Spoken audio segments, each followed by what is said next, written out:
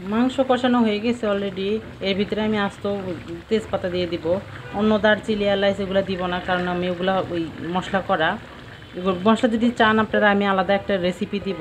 আমি সবসময় বাসায় ইয়াগুলা মশলাগুলো করে নিই, গরম মশলা সব কিছু। এখন আমি দিয়ে দিব ডালগুলো।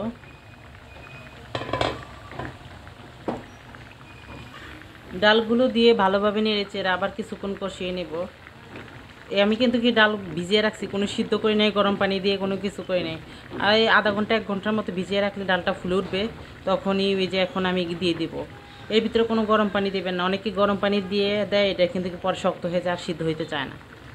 আমি কোনো ধরনের গরম পানি দিই নেই। এখন এর ভিতরে কোনো গরম পানি দিব না। আধা ঘন্টা 1 ঘন্টার মতো ভিজিয়ে রাখছি।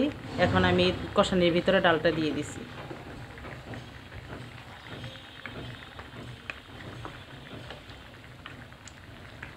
এখন আমি ডালটা সহ আবার আধা ঘন্টার মতো গরু মাংসটা কষিয়ে নিব ভালোভাবে।